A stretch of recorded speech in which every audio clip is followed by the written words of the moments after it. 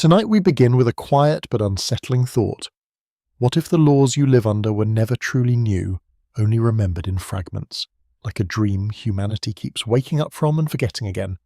So before I tell you today's story, please take a moment to like the video and subscribe to the channel to receive notifications for future clips and give me some encouragement.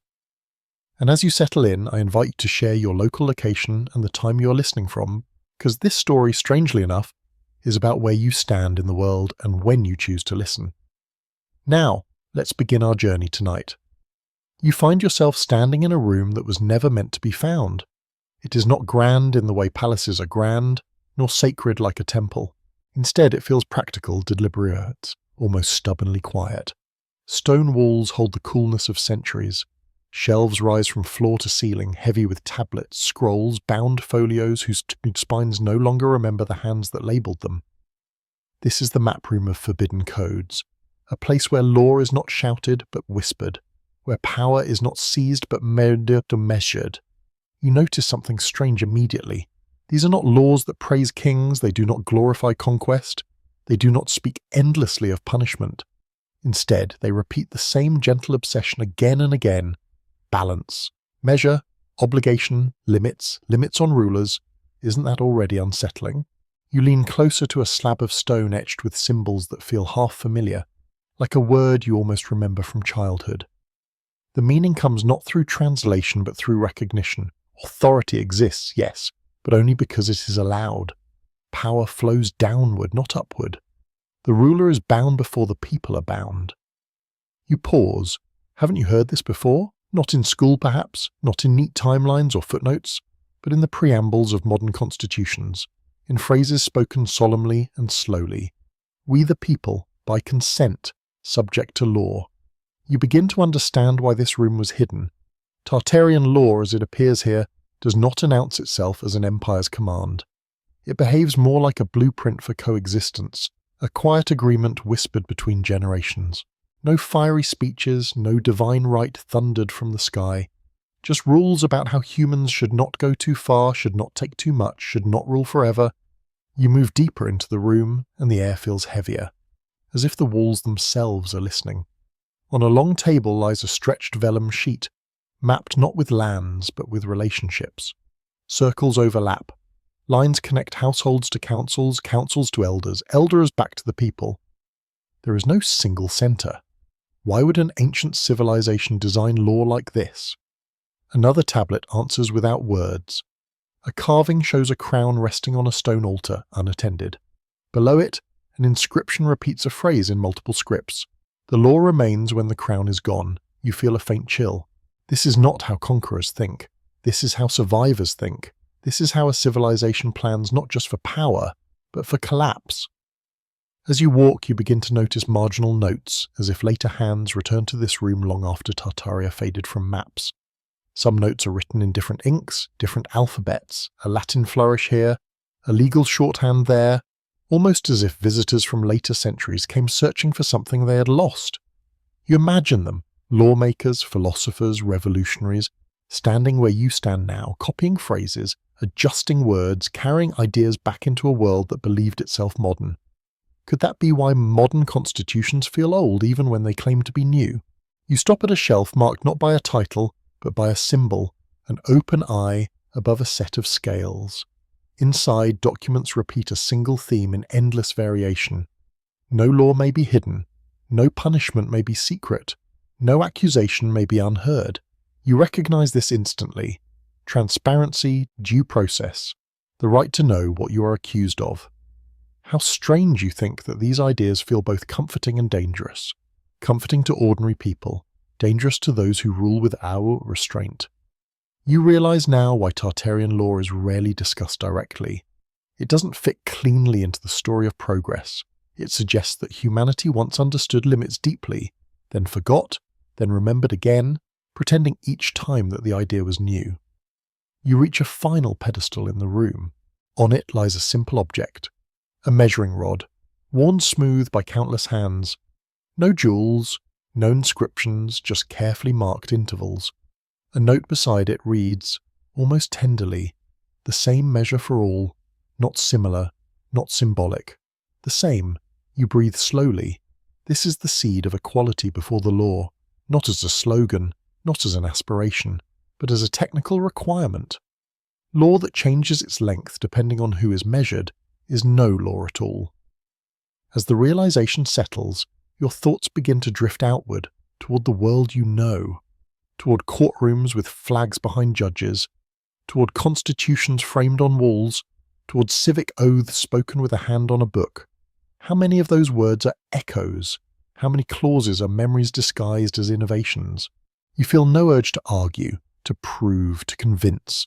The room does not demand belief. It only invites comparison, pattern against pattern, past against present. A gentle suggestion that history may not move forward in straight lines, but in circles that slowly tighten around the same truths. As you step back from the pedestal, the room seems to dim, as if satisfied that you have noticed. The laws do not follow you out. They do not insist. They simply remain, waiting for the next generation to rediscover them. And as you walk away, one question hums softly in your mind, steady and unhurried, like a lullaby meant to carry you towards sleep. If ancient civilizations already knew how dangerous unchecked power was, why do we keep pretending we've only just learned? You move onward without leaving the story behind, because in this journey there are no doors that truly close, only corridors that curve gently into the next idea. The stone beneath your feet feels warmer now, as if touched by many pauses, many doubts, many promises spoken softly and meant to last longer and beautiful than any crown. This is where the oaths were kept, not the dramatic kind shouted before armies or carved into monuments, but quieter vows, spoken slowly in front of witnesses who are not impressed by gold or lineage. You sense it immediately. This place was not built for rulers to feel powerful, but for them to feel watched. You stand before a low platform, circular, worn down by centuries of feet standing still. Around it are inscriptions repeating a single demand in many forms. Before you command, you must bind yourself. You feel the weight of that sentence settle in your chest. Here, leadership did not begin with authority. It began with surrender. A ruler, before being recognized, was required to swear allegiance not to the land, not to the gods, not even to tradition, but to the people who would live under the consequences of his decisions. Isn't that backward from how power usually works? You imagine the scene unfolding long ago. A gathered assembly. No roaring crowd, just attentive silence. The future ruler steps forward, removes symbols of rank, and speaks words that cannot be taken back. Words that limit him. Words that promise restraint. Words that admit removal is possible. The oath is not poetry, it is practical. It lists boundaries, it names behaviors that will end the ruler's legitimacy. It does not say I will be perfect, it says, if I fail in these specific ways, I no longer rule. You blink slowly. Doesn't that sound uncomfortably familiar? You've heard modern leaders swear to uphold constitutions, to serve rather than dominate, to accept judgment by law. The ceremony looks different now, televised, polished, surrounded by flags, but the structure is the same. Power does not crown itself. Power asks permission. You trace your fingers along the edge of the platform and notice grooves where hands once rested. Not in worship, in witnessing. The people did not cheer. They remembered. They were there to recall the oath later, if needed. Memory, you realize, was the true enforcement mechanism. Without memory, oaths become theatre. Without witnesses, promises decay into decoration. You sense a subtle sadness in this place. Not grief exactly, but disappointment, like a lesson humanity keeps relearning the hard way. The Tartarian system did not assume rulers would remain virtuous. It assumed they would eventually forget why limits mattered, and so it built forgetting into the design. You walk along a wall where fragments of later languages appear beside the original script. Marginal notes again. You recognize phrases now unmistakably echoed in modern law. Fiduciary duty, breach of trust, removal from office. You feel the quiet shock ripple through you. These are not inventions of recent centuries. They are translations. Why then do we speak as if accountability is fragile, new, experimental?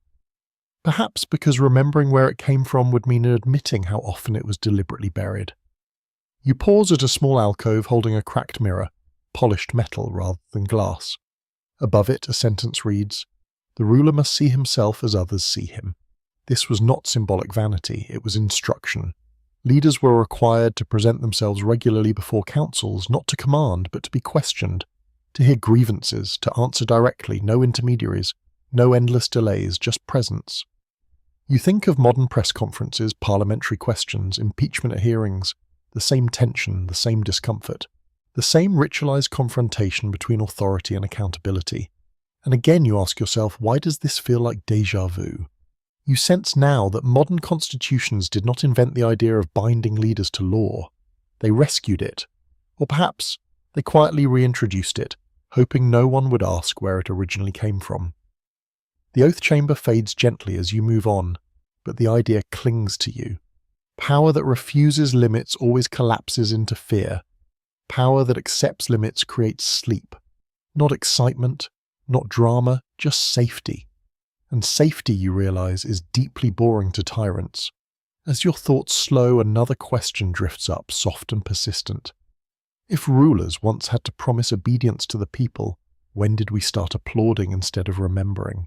You do not feel a sharp break as you move onward, only a gentle shift, like drifting from one dream into another without waking.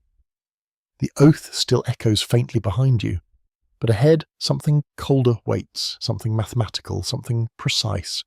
You enter a chamber where the air itself seems measured. Stone tables stretch in long rows, each bearing weights, rods, scales, and engraved markings, so exact they make your eyes relax just looking at them. Nothing here is decorative. Everything serves a function. This is the room of equal measure, where law abandoned metaphor and became physical. You sense immediately that this place governed more than trade. Yes, merchants came here, farmers too, builders, travellers, record keepers, but so did judges, so did elders. Even rulers, stripped again of symbols, standing patiently as their actions were weighed not against intention, but against impact. A scale sits before you. Its arms are perfectly balanced, worn smooth by centuries of use. Beside it lies a tablet etched with a rule repeated so many times it feels almost obsessive. The same weight, the same length, the same consequence. You pause, not similar consequence, not appropriate consequence, the same. Here, equality was not a philosophical debate. It was a mechanical requirement. If the scale tipped differently, depending on who stood before it, the scale itself was broken. And a broken scale was a crime. You imagine disputes unfolding in this room. A land boundary questioned, a debt challenged, an accusation spoken carefully knowing it would be tested. Witnesses step forward not to persuade but to confirm measurable facts. How much grain, how much land, how much harm, emotion mattered, but it did not replace measure. You realize something unsettling. Modern legal language about equal protection under the law sounds abstract because we have lost this physical intimacy with fairness. Tartarian law demanded that justice could be demonstrated, not merely argued. You walk along a wall covered in diagrams, circles divided evenly, lines bisected exactly, tables showing penalties aligned not to social rank, but to outcomes, damage caused equaled restitution owed. No multipliers for status, no discounts for power. You feel a strange calm in this place. Numbers do not shout. Measures do not lie to flatter. And yet you sense why this room would have been threatening. Equal measure strips away excuses. It makes favoritism obvious. It makes corruption visible. It leaves no space for the powerful to hide behind complexity. You notice later annotations again. Familiar now. Margins filled with evolving scripts. One phrase appears again and again in altered forms. Proportionality. Another, standard of review. Another still, uniform application. You breathe slowly. These are the bones of modern legal systems. You think of constitutions insisting that laws apply equally, of courts striking down statutes that discriminate, of debates over fairness framed as if humanity is inventing the concept from scratch. And here it is, ancient and stubborn, carved into stone because memory alone was not trusted. You stop at a pedestal holding a cracked measuring rod, its marking still visible despite age. A note explains that when a rod wore down, it was replaced, but only after being compared against a master standard kept elsewhere, hidden, unchanged. Why hide the standard? Because if the reference point can be altered, the entire system collapses. You feel the weight of that lesson sink in. Modern societies argue endlessly about interpretations, but rarely about standards. And yet constitutions themselves act as that hidden rod, a reference that laws must be checked against even when inconvenient. You begin to see the pattern now. Tartarian law did not trust virtue, it trusted systems. It did not rely on good people. It relied on constraints that worked even when people were not good. Isn't that wiser? As you walk, you notice a faint line carved into the floor, running perfectly straight through the chamber. It represents a baseline, used to align tools, check measurements, recalibrate judgments. No matter how much the room changed, that line remained. You think of constitutional baseline rights, of amendments measured against founding principles, of the fear that changing the baseline too much erases the meaning of law itself. Again, no argument forms in your mind, only resonance. The chamber grows quieter, your thoughts slowing with it. Equal measure, you realize, is not about sameness. It is about predictability, about knowing that tomorrow's judgment will not surprise you simply because you are small, unknown, or inconvenient. Predictability creates peace. Peace creates sleep. And sleep, perhaps, is the true enemy of those who thrive on chaos.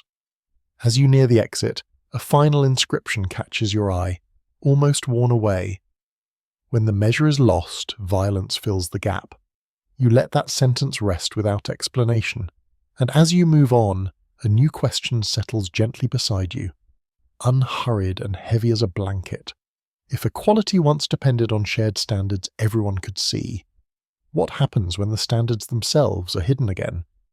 You do not step out of the chamber of measures so much as drift away from it, like a thought that has finished explaining itself. The straight line carved into the floor fades behind you, but its idea remains steady in your mind. Ahead, the space opens wider, and the silence changes. It is no longer the hush of calculation, it is the hush of listening. You have arrived where voices mattered more than crowns. This hall is broader than the others, roofed not by a single vault but by interlocking arches that distribute weight evenly, as if the builders feared placing too much pressure on any one point. Benches curve inward in concentric rings. No throne stands at the centre, only an empty space. This is where councils met, not advisory gatherings, not ceremonial assemblies, real ones, the kind that could stop a ruler mid-command and say calmly, "No." You feel the shock of that word echo through you. In Tartarian law, leadership was never solitary for long. Power was shared, fragmented, slowed down intentionally. Decisions of great consequence, war, taxation, judgment, exile, were removed from individual hands and placed into collective ones. Why?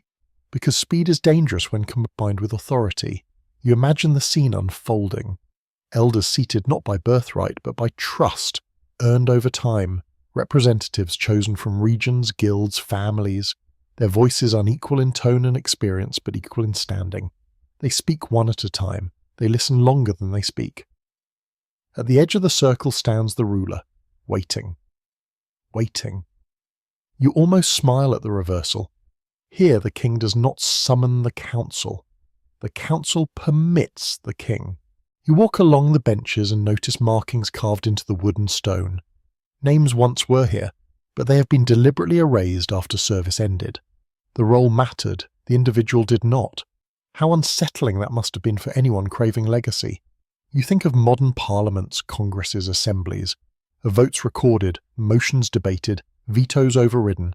We call these innovations born from enlightenment, revolution, progress, and yet your feet already know the curve of this room. You realize that representative governance did not emerge because humans suddenly became wiser. It re-emerged because centralized power repeatedly proved unbearable. The Tartarians did not ask, who should rule forever?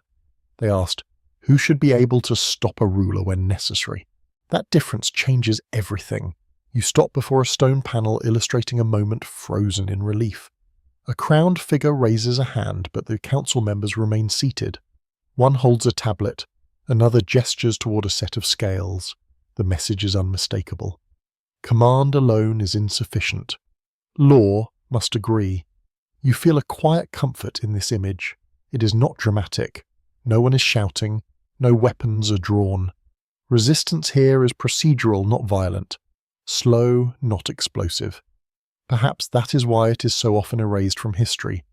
Procedure does not make for heroic myths.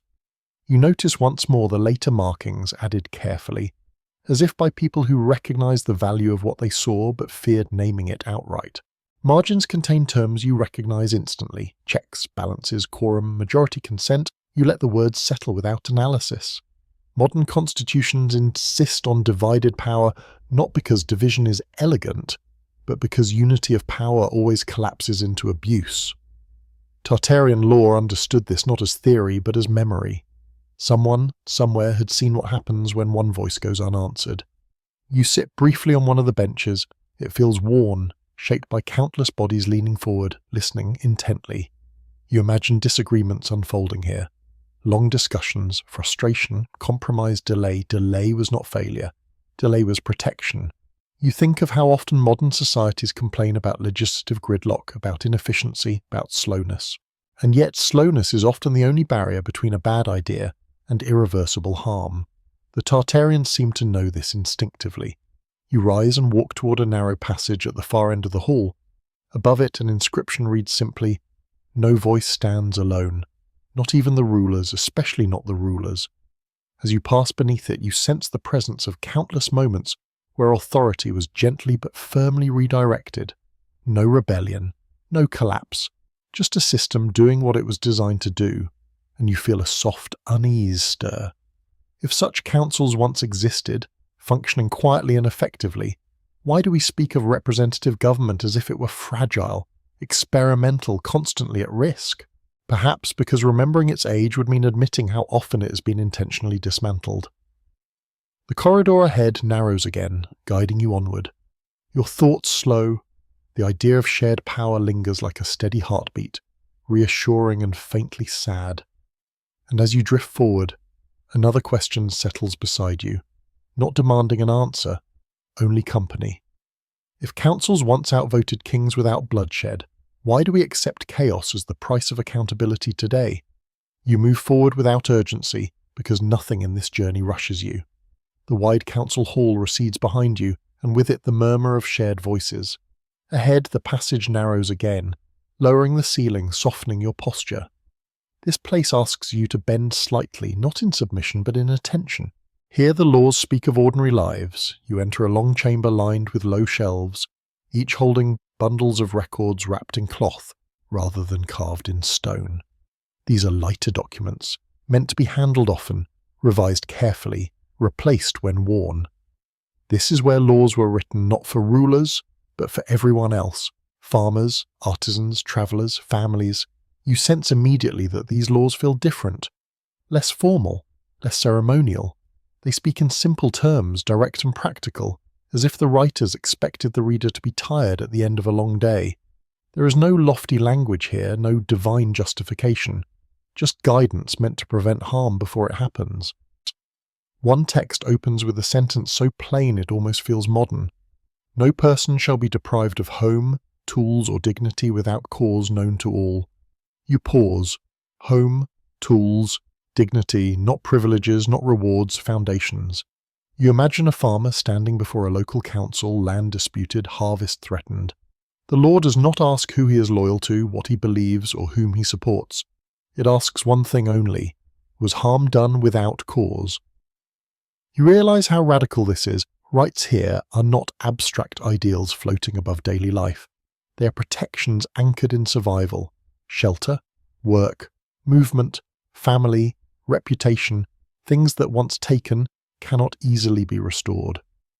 You walk along the shelves and notice repeated patterns, rules requiring notice before action, time given to respond, the right to speak before judgment, the right to bring witnesses, the right to appeal decisions upward.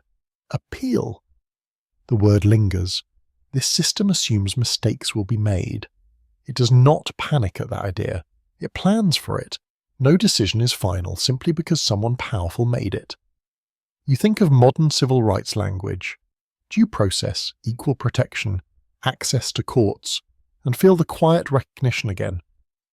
These are not inventions born from sudden moral clarity. They are rediscoveries of an old humility. Humans err, therefore law must allow correction. You stop before a parchment showing a family travelling between regions. Beside it, a rule states that travellers are to be protected under the same laws as locals for the duration of their stay. No extra penalties, no reduced standing. Isn't that the seed of universal rights? Not citizenship yet, not nationality, just humanity moving through space. You sense why such laws would be dangerous to empires built on hierarchy. They blur lines, they weaken control, they make it harder to decide who deserves protection and who does not. And yet these laws persist.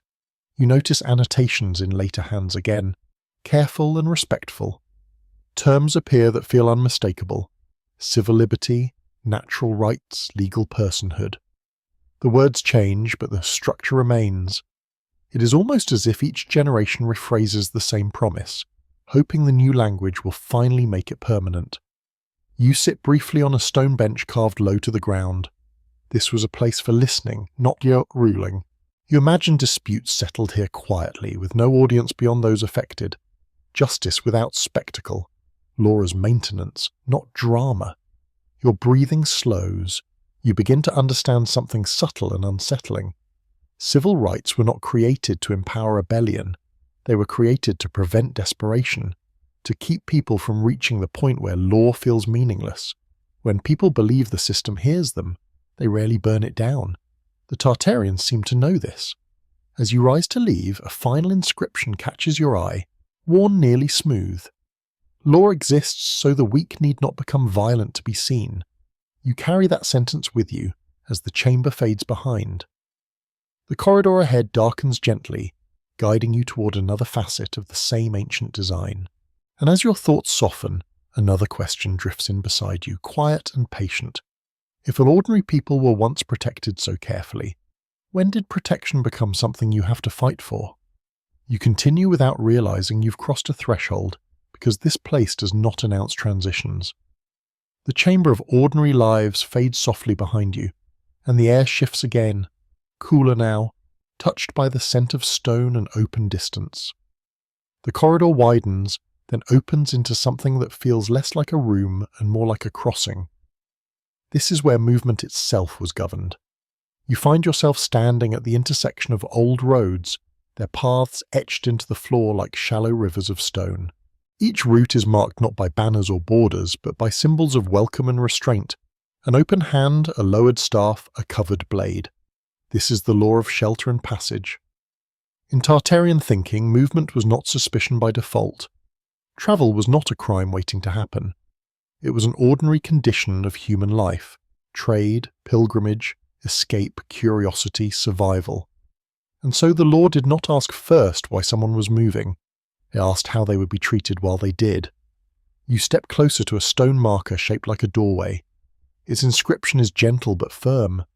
No harm shall come to one who passes in peace. Peace here is defined carefully. Not allegiance, not identity, simply intent. You imagine travellers approaching a settlement at dusk. Tired, unsure. Under these laws, they are offered water, a place to rest, a chance to speak. Only after shelter is given may questions follow. Only after safety is established may judgment begin. Isn't that backward from fear? You realize this system was designed to lower panic, to prevent misunderstandings from becoming violence, to give time for clarity to replace assumption. You walk along the etched roads and notice branching rules accompanying them. One protects messengers from interference, another forbids punishment before hearing, another mandates safe return even after accusation, until judgment is reached. These are not sentimental gestures, they are procedural breaks. They slow down the moment when power might act too quickly. You feel a familiar echo stirring now, habeas corpus. Due process, presumption of innocence, the right to remain silent, the right to counsel. Modern law treats these as safeguards against government overreach. Tartarian law treated them as safeguards against human impulse. Impulse to punish, impulse to blame, impulse to control. You stop before a low stone shelter built directly into the wall, barely more than a roof and 3 sides. Inside is a carved bench and a simple bowl etched with a line marking equal portions. Above it, a sentence reads, "Even the accused must sleep." You close your eyes briefly. This was not kindness. This was strategy. A rested person speaks more clearly. A safe person is less likely to lie. Justice works better when fear is reduced. You notice again the faint additions made by later hands.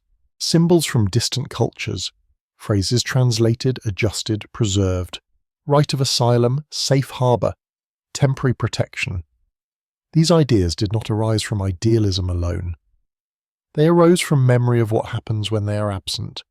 You imagine a world without such laws, where crossing a boundary makes you vulnerable, where accusation equals punishment, where movement itself is treated as guilt.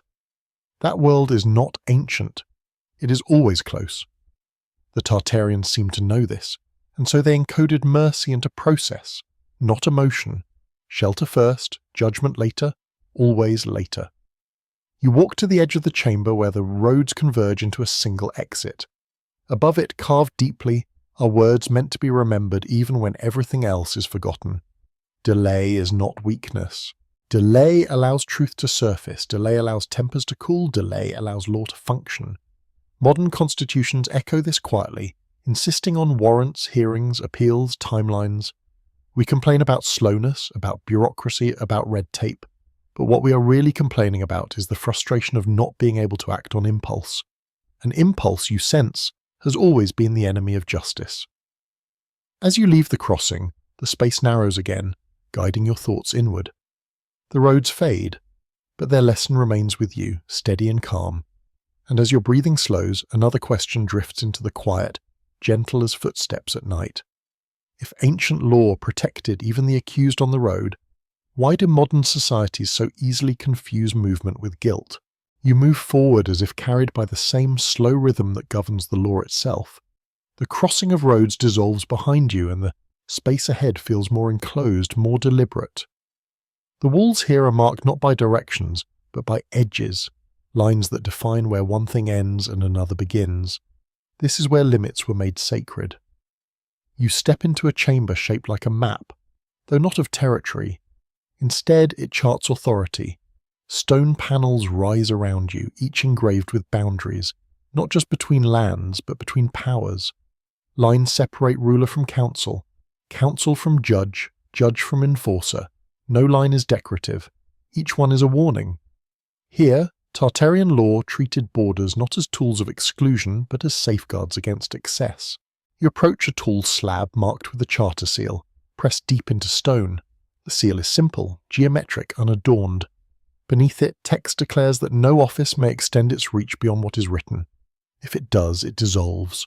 Dissolves. Not punished. Not corrected. Invalidated. You feel the weight of that concept settle in you. Power here is conditional, temporary, and fragile by design. It exists only within its assigned boundaries. You imagine a ruler attempting to act beyond chartered authority, seizing land, issuing secret orders, bypassing councils. Under this system, such acts do not strengthen power. They nullify it. How different this feels from the way power usually behaves. You walk along a sequence of carved panels showing what happens when boundaries are respected. Peaceful transitions, offices ending without bloodshed, authority passing smoothly like a river staying within its banks. Then you see panels showing what happens when boundaries are crossed. Not chaos. Silence. The law simply stops recognizing the offender. No legitimacy, no obedience owed. You feel a strange calm in this logic. Violence is unnecessary when legitimacy is withdrawn collectively. You think now of modern constitutions with their enumerated powers, separation of branches, federal limits, term restrictions. We speak of these as safeguards against tyranny, as if tyranny were a rare accident. The Tartarians seem to treat tyranny as an inevitability, something to be anticipated, neutralized, and absorbed without collapse. You notice later markings again. Always careful, always partial. Phrases appear: ultra virus, void ab initio, unconstitutional. The language has changed, the idea has not. You pause before a stone archway marking the boundary between two jurisdictions. At its apex, an inscription reads, "What is not granted is forbidden." You exhale slowly. This is the inverse of modern assumption. Not everything is allowed unless prohibited, but nothing is allowed unless explicitly permit. This flips the burden entirely. Power must justify itself. Silence does not equal permission.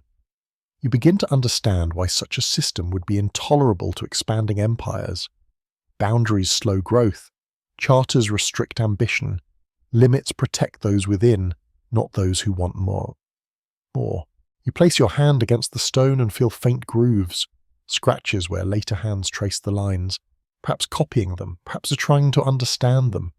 You imagine lawmakers centuries later, struggling to encode the same principle into parchment. That authority must be boxed in before it can be trusted.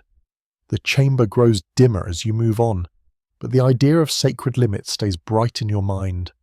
Law is not just about what is allowed, it is about what is prevented, and prevention, you realize, is invisible when it works. As you approach the exit, a final line curves along the floor, encircling the doorway. Beyond this line, power ends.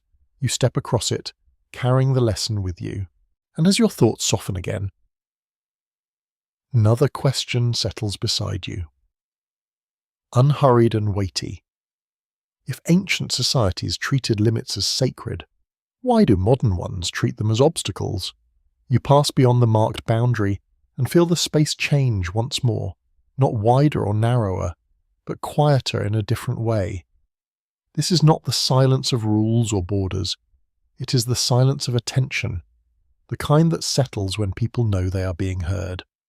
You have entered the place of trial, not a courtroom as you imagine it now, elevated benches and rigid order, but a low, open chamber lit from above by a circular opening in the ceiling.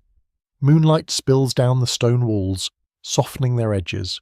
The light moves slowly across the floor, reminding everyone present that time is passing and must be respected. Here, judgment was never rushed. You notice seating arranged in a half circle. No one sits above anyone else. The accused stands not at the centre, but slightly to the side, facing both witnesses and listeners equally. No cages, no chains, only presence. You feel the intention immediately. This space is designed to reduce fear. Fear, the Tartarians seem to understand, bends truth. A terrified person says what they think will end the moment. A safe person says what actually happened. You walk along the perimeter and read the carved procedures etched directly into the stone. They are simple, repetitive, almost meditative. Speak once. Listen fully. Repeat only what you know. Do not interrupt. Do not insult. Do not threaten. Every rule is a break. You imagine a dispute unfolding under this moonlit opening, a theft perhaps, or an accusation of harm. The accuser speaks first, slowly, stating facts rather than demands. Then the accused responds, not immediately judged, not shouted down. Witnesses speak next, one by one, repeating what they suddenly observed, not what they heard from others. Hearsay is forbidden here, not because it is immoral, but because it multiplies error. You realize something quietly profound. This system assumes truth emerges through patience, not pressure. You step closer to a low stone table where records were kept. Not dramatic transcripts, but careful summaries written by neutral scribes. The emphasis is not on persuasion, but on memory, on ensuring that if the matter must be reviewed later, the record remains calm, factual, and intact. Appeal was not a sign of failure. Appeal was an expectation.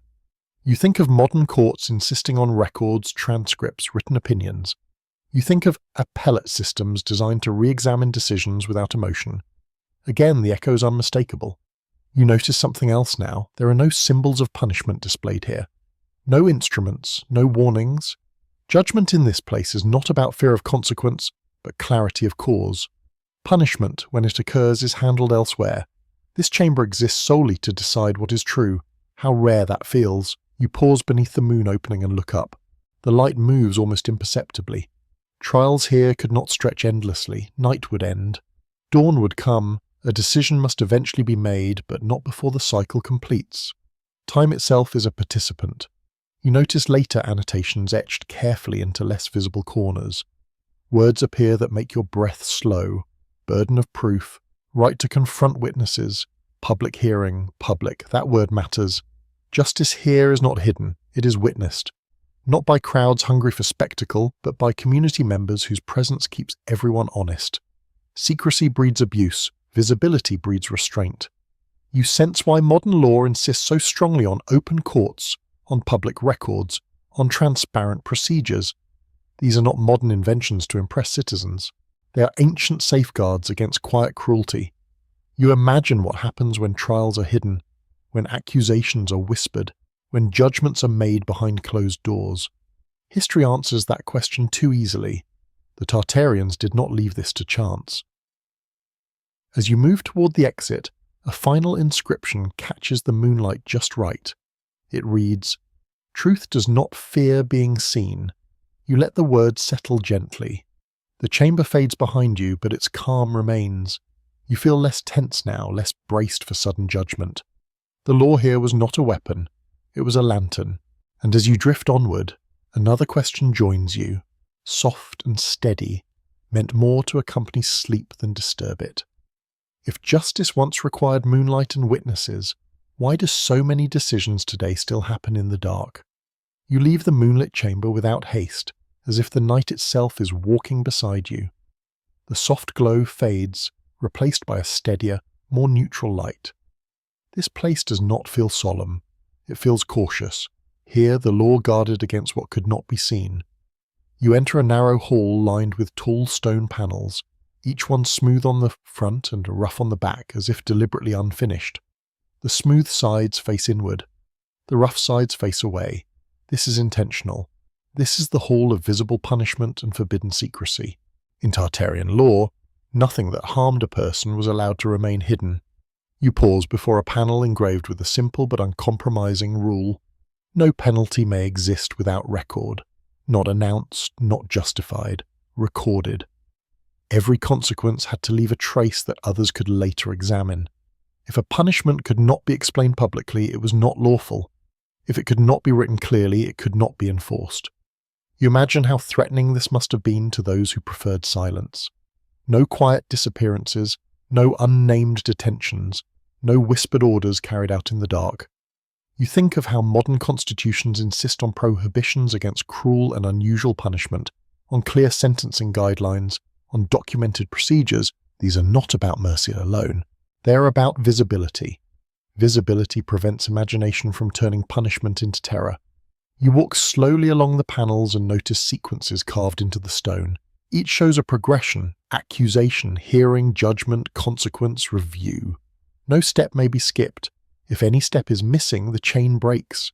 And when the chain breaks, enforcement loses legitimacy. You stop before a smaller inscription, almost hidden near the floor. What cannot be explained cannot be done. The simplicity of the rule feels almost disarming. You realize how often harm in human systems comes not from law itself, but from exceptions, special cases, emergency powers, unrecorded actions justified later or never at all. The Tartarians seem to understand this pattern well. You notice again the later markings, faint but careful. Terms appear that are unmistakable now ex post facto. Nulla poena sine lege. Due notice, Latin perhaps, but the ideas are far older. You think of how modern legal systems forbid retroactive punishment, how laws must exist before penalties can be applied, how people must know the rule before being judged by it. This is not generosity, it is logic. Fear thrives in unpredictability. Control thrives in confusion. Law thrives in clarity.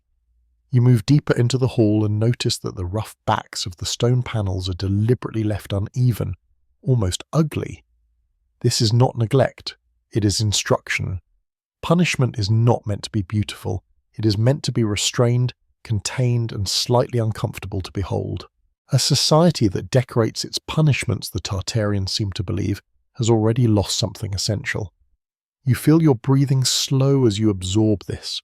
There is no drama here, no satisfaction, only procedure, repeated carefully to prevent escalation. As you approach the end of the hall, you see a final carving framed by two unadorned lines. Secrecy is the seed of cruelty. You let the sentence rest without commentary. The hall recedes behind you, and with it the heavy awareness of how easily secrecy can undo fairness. The law here was not built to punish efficiently. It was built to prevent punishment from becoming a tool of fear. And as you continue forward, another quiet question drifts beside you, steady and unhurried. If ancient law refused hidden punishments, why do modern systems still struggle with transparency? You move onward, as if guided by the same careful logic that shaped every chamber before.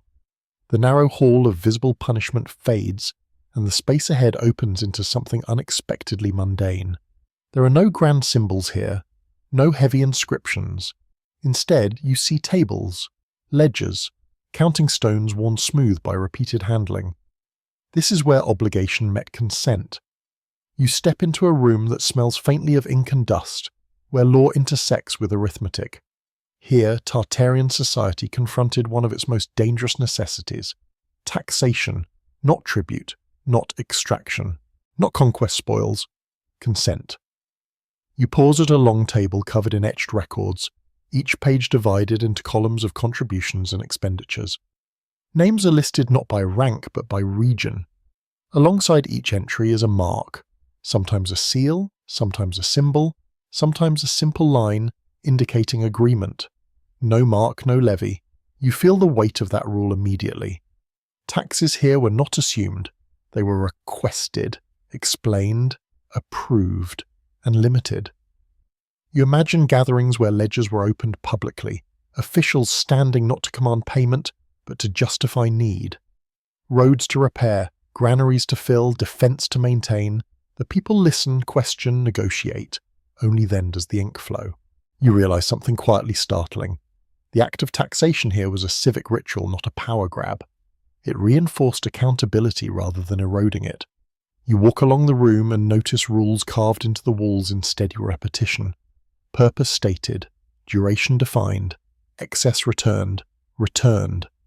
Any surplus collected beyond the stated need was redistributed or reserved for emergencies only with renewed consent.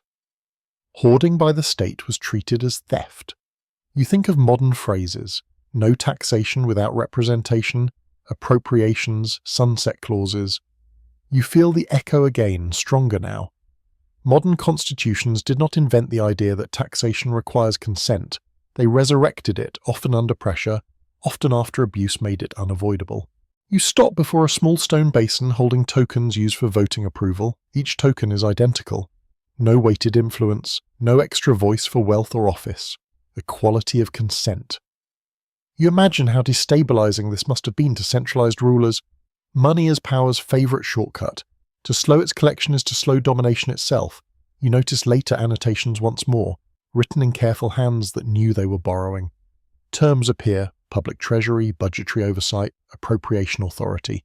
Different words, same anxiety. The anxiety that unchecked revenue becomes unchecked power. You feel a gentle heaviness in your chest as you consider how often modern societies feel trapped by systems they no longer feel they consented to. Taxes become distant, automatic, abstract. The ritual dissolves, memory fades. The Tartarians seem to believe that consent must be renewed repeatedly, or it rots. As you near the exit, a final inscription rests above a simple scale balancing coins and grain. What is taken must be seen, not hidden, not assumed, seen. You carry that with you as the room dims behind. The lesson lingers not as accusation but as reminder, and as your thoughts soften again, another quiet question joins you, slow and steady as breath. If ancient societies demanded consent before collection, when did obligation stop asking permission? You move on gently as if the ledgers themselves have taught you how to walk, slowly, deliberately, with awareness of balance. The counting room fades, and the space ahead feels quieter still, heavy not with numbers, but with permanence. This is where belonging was protected. You enter a chamber whose walls are etched with outlines of fields, homes, workshops, wells, not owned in the modern sense, not abstractly recorded, but grounded, drawn as lived spaces. This is the people's ledger of property, though it feels less like a registry and more like a promise. Here, Tartarian law did not treat land and home as mere assets. They were extensions of the human body. You pause before a carved image of a house with its door open. Beneath it, a rule reads simply, "No dwelling may be entered without cause made known."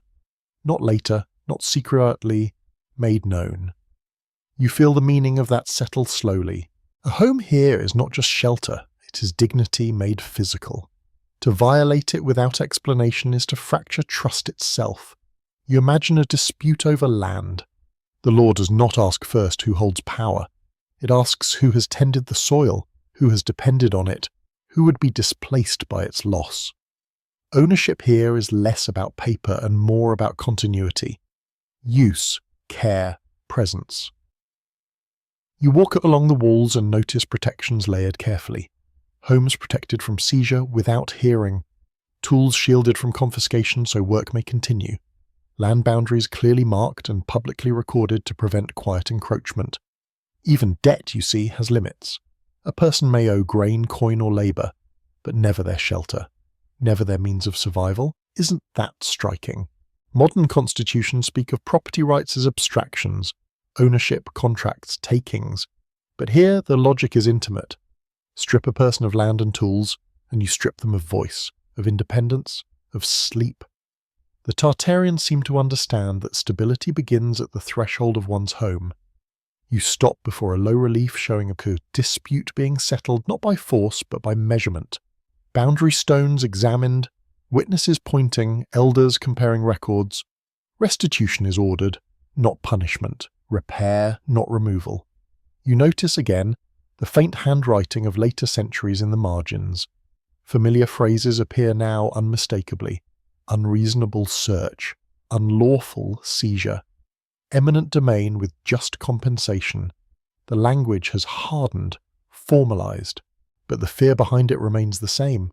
That power, once allowed to cross the doorstep uninvited, never stops.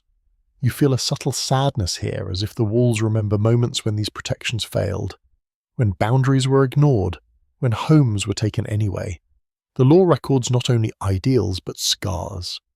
You think of modern debates about housing, land, displacement, of how fragile the idea of property becomes when pressure mounts, and you realize this chamber was not about wealth, it was about grounding. A society where people can be uprooted easily is a society that sleeps poorly. As you move toward the exit, a final inscription rests low on the wall, placed where only someone looking closely would notice. A person without ground has no peace. You carry that line with you as the space dims, the outlines of homes fading gently into stone once more. And as your breathing slows, another question drifts in beside you, soft as a closing door. If ancient law protected homes as fiercely as bodies, why does shelter feel so fragile now? You continue onward, and the feeling of shelter lingers with you, like warmth that does not vanish the moment you leave a room. The chamber of homes fades, replaced by a softer hum, voices overlapping, tools tapping, the low rhythm of work done side by side. This is where labour found its order. You step into a long hall filled with carved scenes of workshops, looms, forges, mills, drafting tables. Figures work not alone but together, guided by shared rules rather than commands from above. This is the domain of guild codes, where skill and responsibility were bound tightly together. Here, Tartarian law recognized something quietly profound. Work shapes society as much as rule does. You move along the wall and read inscriptions that outline standards, how goods must be made, how prices must be set, how disputes between workers and patrons must be resolved. These are not market freedoms, they are market restraints. Why restrain work? Because unrestrained work becomes exploitation. You imagine apprentices learning under masters who are legally bound to teach, not merely extract labour. Hours are defined, safety is considered. Quality is enforced not to impress buyers, but to protect trust. A poorly made tool is not just a defect, it is a danger. You pause at a relief showing a council of craftspeople resolving a dispute. No ruler present, no soldiers, just peers speaking carefully, referencing shared codes. Authority here flows from knowledge, not dominance. You realise that these guild laws were early labour protections, though they would never have used that language. They limited work hours, they required fair compensation, they punished those who cut corners at the expense of others' safety. You think of modern labour laws, minimum standards, workplace safety, professional licensing, and feel the echo again. We speak as if these protections are recent victories wrestled from chaos. But perhaps they are restorations. You notice later annotations again, written more urgently here, as if the writers felt these rules were especially worth preserving. Phrases emerge. Regulated professions, collective bargaining, duty of care. Different eras, same concern, that work left unchecked, turns human beings into tools. You feel a gentle respect for the logic here. Tartarian law did not romanticize labour. It treated it realistically. People must work, therefore work must be bounded. You imagine what happens when such bounds dissolve. Exhaustion, injury, resentment, instability. Societies crack not only from war, but from overwork.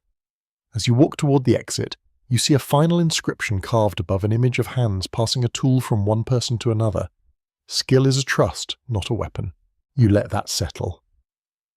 The hall grows quieter behind you, the sounds of imagined work fading into stillness. But the idea remains steady, that harmony in society depends not just on laws of power, but laws of effort. And as your thoughts slow again, another question drifts softly beside you, meant to accompany rest rather than provoke alarm. If ancient societies protected workers through shared codes, why do we treat labour protections as modern burdens? You drift onward, carrying with you the quiet rhythm of shared work, until the space around you opens and breathes. The air feels cooler here, touched by imagined mist and the suggestion of flowing sound. You do not hear water exactly, but you sense it, present, patient, shaping everything without asking permission. This is where the law followed the river. You step into a chamber carved with sweeping lines that curve and intersect like currents. The walls depict wells, canals, irrigation dates, fountains, and streams passing through fields and towns alike. No single figure dominates these scenes. Water belongs to no one, yet serves everyone. Here lies the river law of shared water. In Tartarian understanding, water was not property in the ordinary sense. It was a commons, essential, dangerous, generous, and uncontrollable if mishandled. And because it touched everyone, its use demanded rules that were both firm and fair. You pause before a carved channel running along the floor of the chamber, shallow but precise. Markings indicate levels, flow rates, access points. This was not symbolic. This was infrastructure guided by the law.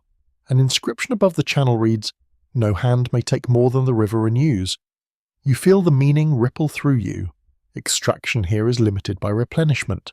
Use is measured against sustainability. Harm upstream is forbidden because it multiplies downstream.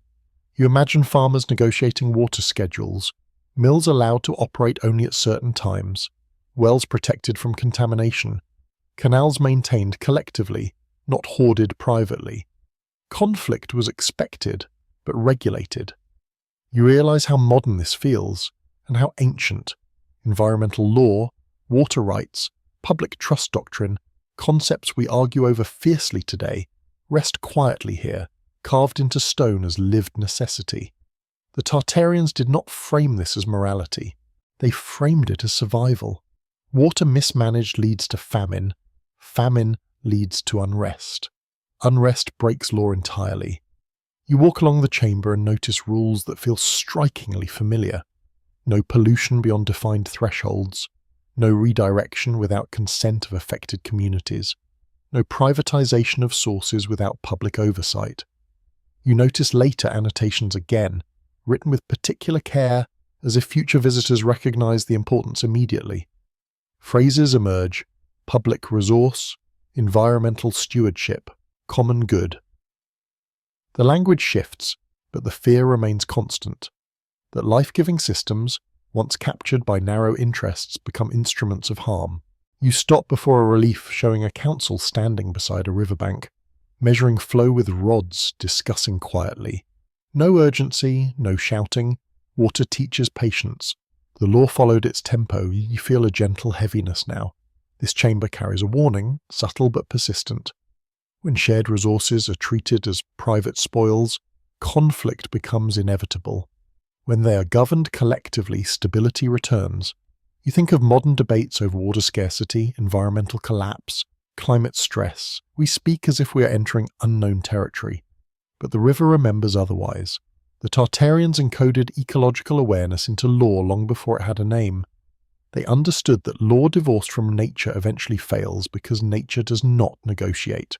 As you approach the exit, a final inscription curves like a wave along the wall. What sustains all must be guarded by all. You let the words wash over you. The chamber fades behind, but the sense of flowing continuity remains. Law, you realize, is not only about human behavior. It is about our relationship with the systems that keep us alive. And as your thoughts slow, moving closer to rest, another question joins you quietly, like water lapping at stone. If ancient law protected shared resources so carefully, why do we act surprised when neglect leads to crisis? You move on as if carried by the river's memory, and the soundless flow fades into something even quieter. The space narrows again, not to confine you, but to hush you. The walls here are smoother, less crowded with images. Words matter more in this place than stone. This is where speech itself was weighed. You enter a chamber that feels almost empty at first. No scenes of labor or land or water. Only lines of text, carved carefully and spaced generously, as if silence were part of the law. This is the domain of speech, silence, and sacred words. In Tartarian law, language was power, but dangerous power. You pause before a simple inscription. Words shape action. Here, speech was neither free in the careless sense nor controlled in the tyrannical one. It was treated as a force that could heal or fracture, depending on how it was used. And so the law did something subtle. It protected speech where truth was at risk, and restrained it where harm was certain. You walk slowly, reading rules that feel strangely balanced. No person may be punished for speaking truth before counsel. No confession is valid if fear is present. No counsel may be overheard without cause. Silence may not be taken as guilt. You breathe out softly. These are not slogans, they are safeguards. You imagine advisors speaking freely to rulers without fear of reprisal. You imagine accused persons consulting quietly with trusted voices before responding. You imagine whistle-like truths surfacing because protection exists. The Tartarians seem to understand that truth rarely shouts. It whispers, and it needs shelter. You stop before a relief showing two figures speaking closely, while others deliberately turn away. Above it, the rule is carved plainly. Private counsel is inviolable. You recognize the echo instantly. Attorney-client privilege, confidential communication, freedom of conscience. Modern law treats these as technical rights. Here, they were moral necessities encoded into process. You notice later annotations again, faint but unmistakable. Phrases emerge: freedom of expression, protection from compelled speech, right to remain silent. The vocabulary is newer. The fear is ancient. You sense the quiet danger this chamber guards against. When speech is punished unpredictably, silence becomes the norm. When silence is treated as guilt, truth disappears entirely. This law walked a careful line. It did not allow lies to roam freely. False accusation carried consequence. Deliberate incitement was restrained. But the burden of proof always lay with those claiming harm. Speech was assumed innocent until shown otherwise. You feel the gentleness of that assumption settle over you like a blanket. As you move towards the exit, you notice a final inscription placed lower than the rest, as if meant for someone seated, tired or afraid. A person must be safe to speak and safe not to. You carry that sentence with you as the chamber dims. Your thoughts slow further now, the journey turning inward. And as you drift onward, another question joins you softly, not demanding, only accompanying. If ancient law protected both speech and silence, why do modern societies fear quiet so much? You move forward almost without noticing because the chamber of words has softened your steps. Speech and silence recede behind you, and ahead the air feels heavier, charged with a restrained tension. This place does not shout danger, it anticipates it. Here the law confronted war. You enter a wide but low hall, its ceiling pressing gently downward, as if to remind anyone inside that violence should never feel expansive or heroic. Along the walls are carved scenes not of battles, but of councils debating, messengers waiting, hands raised not to strike but to delay. This is the war clause no one spoke aloud. In Tartarian law, war was not an act of glory. It was a failure condition, something to be contained, slowed and questioned, until every other path had been exhausted. You pause before a central panel depicting a ruler standing apart from a gathered assembly. His posture is rigid. The council members sit calmly unmoved. Beneath the scene, a rule is carved with deliberate weight. No war may begin by one voice alone. You feel the gravity of that sentence. Here, the power to unleash violence was deliberately fragmented. No ruler, no general, no single authority could declare war on impulse, emotion, or ambition. War required layered consent, council approval, regional assent, public notice. Delay was mandatory. You imagine envoys dispatched not to threaten, but to verify. Claims examined, grievances tested, alternatives proposed. Even when conflict seemed inevitable, time was inserted as a buffer, giving reason a chance to catch up with anger. You realize how modern this feels, and how ancient. Constitutions today speak of declarations of war, emergency powers, legislative authorization. We argue endlessly about their scope, their abuse, their erosion. But the instinct behind them is the same fear carved here in stone. That unchecked authority, when combined with fear, leads to catastrophe. You walk along the wall and notice something unexpected. There are limits carved not only on starting war, but on how it may be fought. No destruction of wells, no targeting of fields, no harm to messengers, no punishment of non-combatants. War, if it must happen, is boxed in tightly. You feel a quiet sadness here. These rules exist not because war is rare, but because it is common. Law does not prevent what humans never attempt. It restrains what we repeatedly fail to resist. You notice later annotations again, etched more cautiously than elsewhere. Words emerge: civilian protection, proportional response, war powers limitation, different eras, same anxiety. You stop before a final relief showing a scroll being sealed before any army moves. The seal is not royal, it belongs to the council. Above it, a final line curves gently. Those who choose war must answer for peace. You let the words settle slowly. This chamber does not glorify restraint. It assumes its necessity. It accepts that humans will sometimes choose destruction, but refuses to let that choice be easy, fast, or solitary. As you leave, the air lightens slightly, as if relieved that the danger has been named and constrained, at least in principle. And as your thoughts drift closer to rest, another question joins you, low and steady as a distant drum slowed to a heartbeat. If ancient law placed such heavy chains on war, why do modern powers work so hard to loosen them? You move onward, and the heaviness of restrained war slowly dissolves, replaced by something quieter and more fragile. The air here feels dry, tinged with ash and dust, as if you have stepped into the aftermath of something that nearly vanished. This is where memory survived fire. You enter a chamber unlike the others. The walls are uneven, patched, repaired. Some stones are newer, set carefully among older ones scarred by heat. Shelves line the space, but many are half empty. What remains feels chosen, rescued, protected at great cost. This is the archive that survived. You sense immediately that Tartarian law did not pass cleanly from age to age. It was interrupted, threatened, nearly erased, and yet not entirely lost. You approach a table holding a small stack of manuscripts, copied again and again in different hands. Some are precise, others show uncertainty, as if the copier feared misunderstanding a phrase that mattered deeply.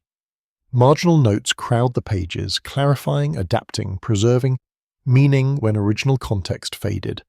You realize this was not passive survival. It was deliberate transmission. You imagine scribes working by dim light as cities burned elsewhere.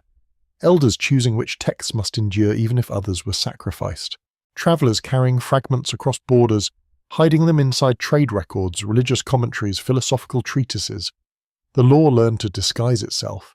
You pause before a parchment where the original Tartarian script appears faintly beneath a later language, scraped thin but still visible. A palimpsest. New words written over old ones, yet never fully erasing them. You feel a quiet recognition stir. This is how ancient law reappears in modern constitutions, not announced, not credited, but layered beneath newer language. Old limits wearing new names. Ancient protections dressed as modern innovations. You trace a line of text that appears in 3 versions across centuries. The wording shifts, but the structure remains unmistakable. Authority defined, conditions listed. Removal permitted. The idea refuses to die. You think of Enlightenment thinkers poring over old manuscripts, convinced they were inventing something radical. You think of revolutionaries searching history for justification. You think of lawmakers desperate for stability, borrowing phrases that felt right without fully knowing why. Memory does not require understanding to persist. You notice something else now. Some texts are incomplete, sections missing, edges burned away, yet later copies attempt reconstruction, filling gaps cautiously, sometimes imperfectly. This explains inconsistencies, why similar legal ideas appear across cultures with subtle differences, like the same melody played on unfamiliar instruments. The Tartarian legal system was not transmitted whole. It was scattered, and scattering creates myths. You feel a soft sadness here, but also resilience. Law that survives disaster is law people refuse to let go of. It mattered enough to carry when everything else was abandoned. You imagine a moment of decision long ago, a city under threat, space limited. What do you save? Gold, weapons, crowns, or rules that prevent cruelty when rebuilding begins? The Tartarians seem to choose the latter. You notice later additions again, now unmistakably modern. Footnotes, cross-references, legal commentary that never mentions Tartaria by name yet echoes it precisely. Separation of powers, enumerated rights, procedural safeguards, not inventions, recoveries. As you move toward the exit, you see a final inscription etched into a repaired wall, written in a steadier later hand. What survives was needed. You let that sentence rest. The chamber fades gently behind you, but its meaning lingers. Law does not survive because it is elegant. It survives because, without it, rebuilding becomes revenge. And as your thoughts slow further, drifting closer to rest, another question joins you quietly, like embers glowing after a fire. If ancient laws had to hide to survive, what truths are still hidden inside the rules we follow today? You step onward, and the air changes again, not with dust or ash this time, but with something subtler, a sense of intention, of careful disguise. The archive fades, and in its place you find a corridor lined with symbols rather than words. This is where the source was hidden in plain sight. You walk slowly because the walls here demand attention. Seals repeat at regular intervals, circles, stars, balanced shapes, eyes watching without expression. At first they seem ornamental, the kind of imagery civilizations use everywhere. But then you notice something unsettling. They are consistent. The same symbols appear again and again, paired with legal texts, charters, declarations, foundations, not just in one place, but across regions, across centuries, always near authority, always near law. This is how Tartarian ideas learn to travel without names. You pause before a stone panel showing a document being sealed. The seal is pressed deliberately, not decorative, and beneath it a phrase reads, "Meaning survives translation." You feel the truth of that line settle quietly. When direct memory becomes dangerous, symbols do the remembering. You think now of the modern mottos carved above courts and assemblies: justice, liberty, order. You think of architectural choices, columns that echo older forms, layouts that subtly enforce balance, symmetry that calms the mind and suggests restraint. None of it is accidental. The Tartarian system understood something deeply human. People forget words faster than they forget shapes. They forget names faster than they forget rituals. So the law hid itself inside ceremony, geometry, repetition. You walk past a relief showing a council chamber that looks strangely familiar. The arrangement of seats, the spacing, the central emptiness. You have seen this layout before, though never here. In modern halls, modern capitals, modern courts, Why does power still arrange itself this way? Because these shapes work, they slow dominance, they encourage listening. They remind participants that no single figure fills the space. Or you notice later markings etched lightly beside the symbols, as if someone long ago wanted to leave a hint without attracting attention. The notes do not explain, they only connect. One seal appears beside another. One phrase mirrors another. A silent trail. You realize now how ancient law passed into modern constitutions without open acknowledgement, not by copying entire systems, but by preserving structures. Checks instead of commands, balance instead of force, limits disguised as tradition. You feel a gentle unease here, not fear, but awareness. If law can be preserved invisibly, it can also be altered invisibly. Symbols protect memory, but they also allow manipulation. The Tartarians seem to know this too. You stop before a final panel showing a symbol partially erased, replaced with a newer one that almost matches it, but not quite. The proportions are off, the balance slightly skewed, the meaning subtly shifted. Above it, a quiet warning is carved. When symbols change, power follows. You breathe slowly. Modern constitutions carry seals, mottos, ceremonies that feel ancient because they are. But when their meanings drift, when rituals remain while limits erode, the protection becomes illusion. You move on, the corridor dimming gently behind you. The lesson here is not accusation. It is caution. Memory survives through disguise, but only if someone keeps watching. And as your thoughts slow again, another question joins you softly, like a symbol you recognize without knowing why. If ancient law hid itself inside symbols to survive, what changes have we stopped noticing? You continue, and the corridor of symbols softens into something quieter, more layered. The walls here look worn not by damage, but by rewriting. Stone surfaces reveal faint traces of older carvings beneath newer ones, like memories that refuse to stay buried. This is where the law became a palimpsest. You step into a chamber where nothing is truly erased. Lines overlap, texts interrupt one another. Old rules remain faintly visible beneath newer declarations, as if time itself hesitated to fully commit to forgetting. This is how the constitutions are born, not as clean pages, but as rewritings. You run your fingers along a slab where three versions of the same idea coexist. The oldest is simple and direct. The next is more formal, more guarded. The newest is expansive, confident, and abstract. Yet all three speak of the same thing: limits. Limits on authority, limits on punishment, limits on reach. You feel a slow recognition settle in. Modern constitutions feel complex not because society became wiser, but because they had to translate ancient restraints into new languages, new fears, new power structures. Each generation added words to protect what earlier generations had protected with ritual and memory. You notice how nothing here claims originality. No carving boasts of invention. The emphasis is continuity, preservation, adjustment without rupture. You imagine lawmakers centuries apart wrestling with the same anxieties. How do you prevent power from concentrating? How do you restrain force without paralyzing governance? How do you write rules that outlive the people who write them? The answers keep repeating, dressed differently each time. You pause before a large slab resembling a modern constitutional page. Sections are numbered. Clauses are indented. Exceptions carefully nested inside general rules. It looks familiar enough to make your breath slow. Beneath it, barely visible, lies an older carving, shorter, sharper, less forgiving. It says simply, "Power must stop somewhere."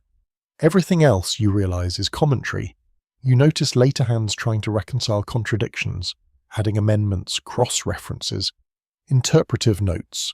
The law grows thicker not because the idea changed, but because reality kept testing it.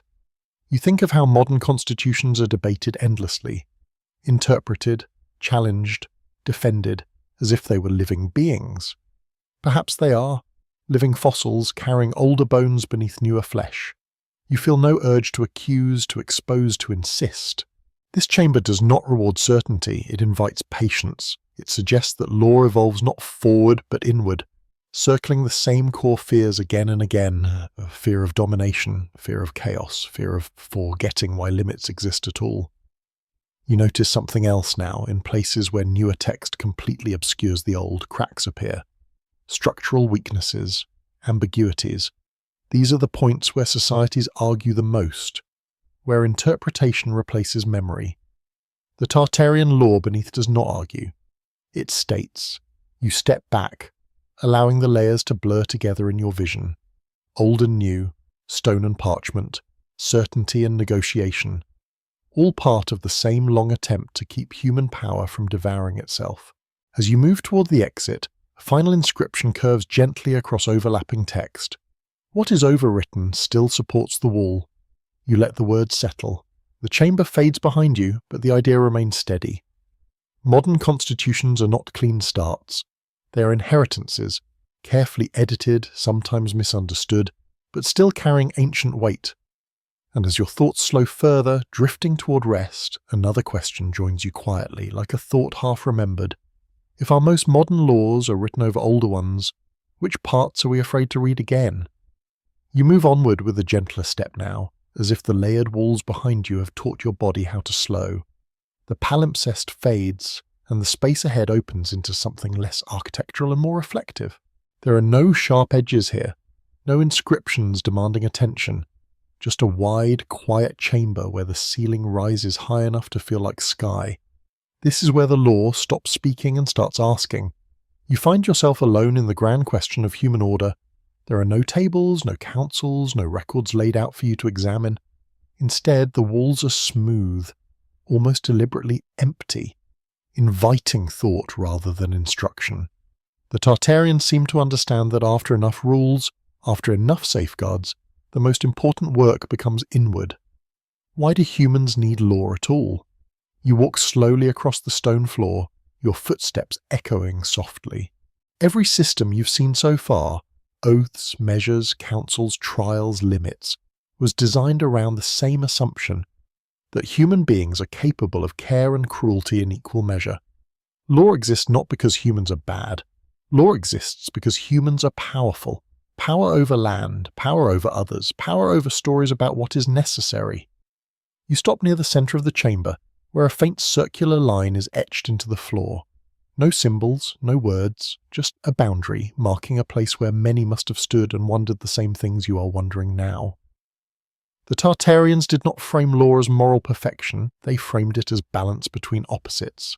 Fear and freedom, order and movement, authority and rest. Too much freedom and the strong consume the weak. Too much order and the system suffocates everyone.